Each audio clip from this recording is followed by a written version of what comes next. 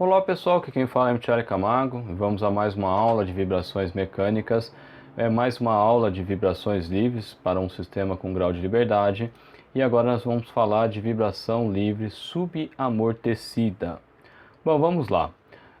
Subamortecimento é o primeiro caso que nós na aula anterior nós falávamos a respeito dos tipos de amortecimento, né? Então a gente, ao desenvolver a solução, a gente chegou num ponto crítico onde a raiz poderia ser negativa e a partir desse conceito nós definimos o coeficiente de amortecimento crítico e em função do amortecimento crítico e do amortecimento que você tem no sistema, surgiu a necessidade de fazer uma comparação. E essa comparação é feita através do parâmetro fator de amortecimento chamado QC, que é um fator adimensional.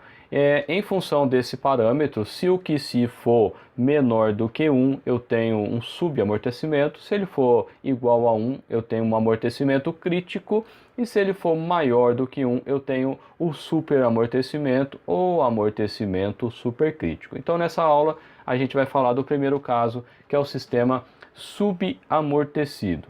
Bom, quando o QC for menor que zero, né, então é a situação que ele vai estar presente, ou, né, se eu quiser em termos de parâmetros, se o amortecimento for menor do que o amortecimento crítico, ou, né, uma outra maneira de verificar, que é tudo uma coisa definida em função da definição, né, das definições entre elas, né?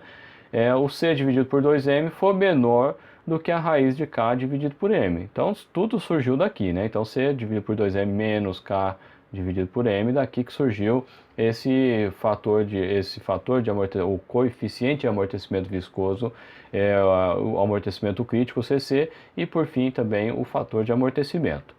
Bom, se a raiz, o que vai acontecer nesse caso, né? A raiz vai ser negativa, então eu caio em números complexos, né? Então a raiz, ela vai ser do tipo, né? S12 vai ser menos que si. A gente desenvolveu esse detalhe, essa expressão. Como eu disse, no curso que nós temos, a gente detalha mais passo a passo isso aqui que a gente está fazendo. Então fica menos que si mais ou menos i, porque é um número complexo, né? Que eu tenho a raiz de menos 1, que multiplica a raiz de 1 menos que si ao quadrado. Veja que houve uma inversão aqui, né?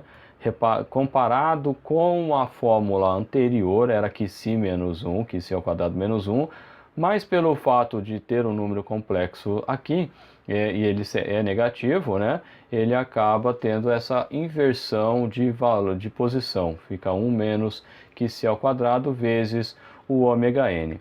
Dessa forma, a função, né, a equação do sistema vai ficar x de t, d1 cosseno raiz de 1 menos que si ao quadrado vezes ômega n vezes t, mais d2 seno de raiz de menos ômega, raiz de 1 menos que si ao quadrado vezes ômega n vezes t, tudo isso aqui multiplicado por e elevado a menos que si ômega n t. Bom, eu sei que é confuso, né, da onde saiu essa formulação aqui, né? Como eu disse, no curso que a gente faz passo a passo, e a relação, existe uma relação, só para você identificar da onde vem, existe uma relação entre o número de Euler, né, então e elevado a menos θ, né, então tem essa expressão, mais ou menos, né, ele tem uma relação com seno e cosseno. Então, ora eu utilizo a nomenclatura com seno, ora eu utilizo a nomenclatura com o número complexo, o número de Euler que está aqui, e eu vou de lá para cá, né? Então é importante você estudar a parte de funções harmônicas. Então, dentro de funções harmônicas, que é abordado no livro do Singerezo Hall, lá você consegue compreender melhor esses parâmetros aqui, por isso que a gente vai de uma hora para outra e não dá para a gente ficar detalhando toda hora esses passos. Bom, ou eu posso escrever, ao invés da mesma forma que eu fiz com a vibração livre, eu posso escrever em forma de amplitude. Então eu posso escrever em relação a x, então fica x de t igual x vezes e elevado a menos que si ômega nt vezes o seno de raiz de 1 menos que si ao quadrado, que multiplica ômega n vezes t mais φ, Ou eu posso escrever em relação a cosseno. Como eu tenho uma defasagem de seno e cosseno em relação, de 90 graus, né, ou π sobre 2, eu posso fazer, daí que vem, né, essa divergência aqui, de um lado vai mais, o outro lado é menos, né? Então fica x0, que multiplica e elevado a menos que si ômega nt, cosseno da raiz de 1 menos que si ao quadrado vezes ômega n vezes t, menos φ0, né? Então, e da onde vem esses valores, né? O D1, ele sai das condições, né? Todos esses parâmetros, eles saem das condições iniciais, né? Então, se eu pegar essa expressão aqui, eu tenho a minha condição inicial, que é x0 e v0, para x igual a 0, coloco aqui, depois eu derivo, coloco o 0 de novo na onde é t, e fazendo, né, as resoluções, eu vou chegar aqui, D1 é igual a x0, e D2 é x.0, ou V0, poderia colocar aqui também, mais que si vezes ômega n vezes x0, dividido pela raiz de 1 menos que si ao quadrado vezes ômega n. Agora, o x, em termos de amplitude, é igual ao x0. A gente só coloca x0 só para dizer que existe diferença, né? Mas poderia colocar x também, que é igual à raiz dos valores, né? D1 e D2, né? Aqui como se fosse o triângulo retângulo, né? Então a raiz de D1, a soma dos quadrados, né? O quadrado da hipotenusa é igual à soma dos quadrados dos catetos, né? Basicamente é isso aqui. Então D1 ao quadrado mais D2 ao quadrado. E o φ vai ser o arco tangente, né? Algumas calculadoras colocam como arc, né? Arc tangente, né? A mesma coisa, ou tangente a menos 1 de D1 dividido por D2. Já o φ0, aí é diferente, é o arco tangente de menos D1 dividido por D2, né? Então tem essa diferencinha aqui, tanto faz usar seno ou cosseno, não tem nenhum tipo de problema, ou tem que ser o seno ou tem que ser o cosseno, não tem essa restrição. Retornando aqui, né, a frequência, aí existe um outro conceito chamado frequência angular amortecida. Então, quando eu tenho a frequência angular, a gente viu da vibração livre, ela é uma onda, né? E essa onda é constante do mesmo tamanho. Mas no caso, como eu tenho amortecimento, essa onda fica cada vez menor, né? Então, daí surgiu a necessidade qual é essa frequência, né, dessa diminuição, digamos assim, né? Então faz essa anotação, né, na maioria dos livros, o ômega d, não necessariamente é esse conceito. O D vem de damped, né, de amortecido no inglês.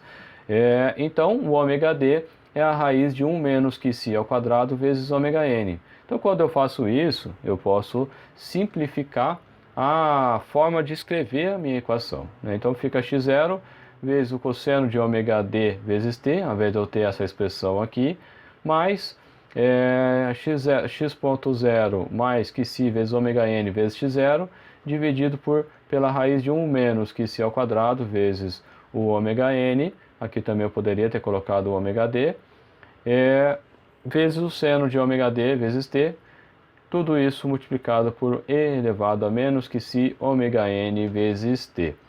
Qual que é a vantagem de você fazer isso, né? Se você vai usar o Scilab, por exemplo, para fazer os cálculos, você faz, né, monta as fórmulas para cada um dos componentes, e aí depois, na hora de montar essa fórmula aqui mais complexa, ela fica mais simples de escrever, né? Então é por isso que a gente acaba utilizando com frequência o ômega d. Bom, se eu fosse fazer graficamente isso, né? Então, enquanto eu tinha o outro sistema que ele ficava constante, né? Aqui ele vai diminuindo ao longo do tempo. Aí chega um determinado momento que ele começa a ficar oscilando aqui. Na verdade ele nunca para, né? Mas a gente considera como se ele tivesse parado. E aí eu tenho essas duas curvas aqui que eu estou destacando em vermelho. E essas curvas aqui, elas são determinadas pela expressão x vezes o e elevado a menos que si ômega n vezes t. Então aqui eu não lembro qual que é o nome matemático disso, né? Assíntota, se não me engano, mas não tenho certeza, fugiu agora. Aqui de cima é a menos e a outra é a mais. Então a menos, uma função exponencial negativa, ela diminui, né, com o tempo, e a positiva ela aumenta com o tempo, né? Então aqui, essa aqui de baixo é a mesma coisa, só que com valor mais. Daqui desse gráfico, a gente consegue extrair uma série de parâmetros, né? Então veja que aqui tem o tal D, né? Como aqui é x de t, tá, aqui no caso estou no gráfico de ômega d vezes t, né? Eu consigo extrair aqui, se eu tiver no domínio da frequência, que a gente chama, eu consigo já extrair o período amortecido. Se estiver no gráfico de tempo, né, no domínio do tempo, eu consigo extrair o ômega n. Enfim, eu consigo extrair as funções aqui, tudo identificado, né? Então eu tenho aqui o φ ou o φ0, né? Então, como eu falei, quando eu trabalho com cosseno, o φ ele é justamente essa defasagem, né? Então, se eu trabalho lá com o seno, que quer dizer que ele é mais para trás, digamos assim, o início da curva. Se for cosseno, é a mesma curva, só que é um pouquinho mais para frente. Então é o φ0, o φ0. E assim por diante, né? Então existe o decremento logaritmo, né? Que a gente consegue em função de duas amplitudes consecutivas determinar a frequência de amortecimento, a frequência angular, a frequência de amortecimento, enfim, né? A gente consegue extrair de maneira prática, digamos assim, esses parâmetros do meu sistema, né? E nesse caso é isso que a gente tinha para apresentar. Beleza, pessoal? Um abraço e até a próxima.